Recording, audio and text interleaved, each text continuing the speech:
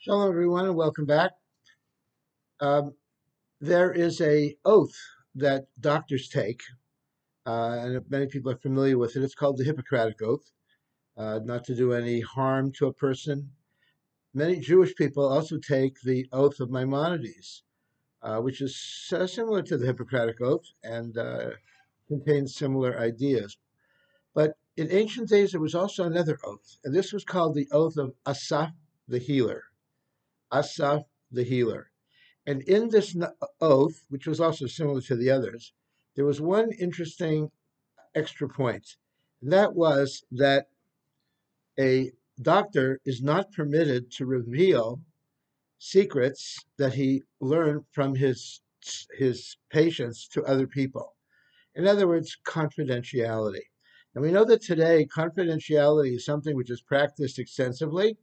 It's practiced certainly by doctors. You will not find a doctor who will tell you about a patient that he has. If you go into a hospital and you ask the nurses or the doctors about a certain person, they can't tell you anything about him. Also, lawyers, of course, also practice that. They're sworn to confidentiality. Rabbis also are sworn to that as well. And someone else is also sworn to that, and that is God. God is also sworn. God doesn't tell us his secrets unless he needs to, unless he wants to.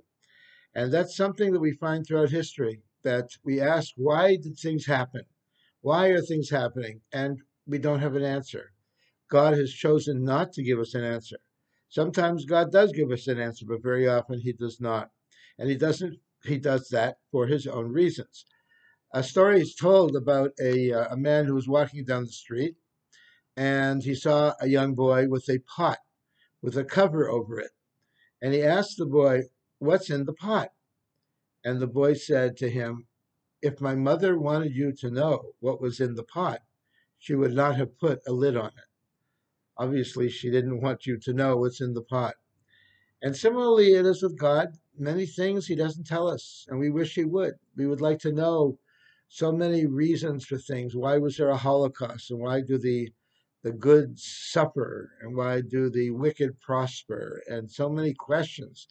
And throughout history, there have been many times that we were not told. When Moshe received the Torah at Sinai, he was given the entire Torah, all of it, from the simple interpretations to the most mystical. But for whatever reason, he was not permitted to tell us all of it. It was revealed to us over a period of time at the right times. First, he gave us the Ten Commandments, and then he gave us the Chumash, and then he gave us the Mishnah, and then the Gemara, and then he gave us the books of Kabbalah. And many people ask, well, why is it that today Kabbalah is revealed? People can read it, they can study it. Hasidic philosophy is very Kabbalistic. I thought that only people who are 40 years of age and older and have studied the entire Talmud are permitted to study Kabbalah, but today we find that everyone is doing that.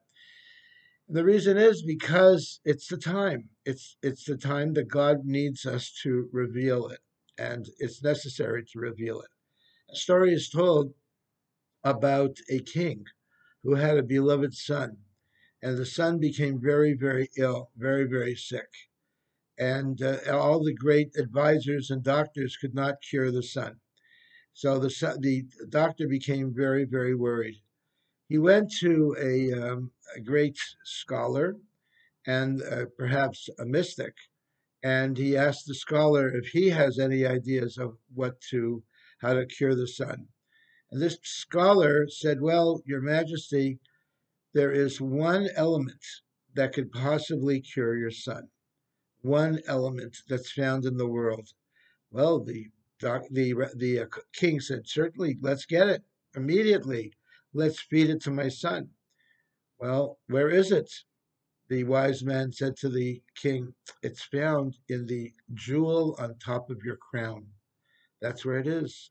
If you're prepared to take that jewel off of your crown, the highest, most precious diamond in your crown, we would need to grind it up, make a powder of it, and feed it to your son, and that possibly can cure him."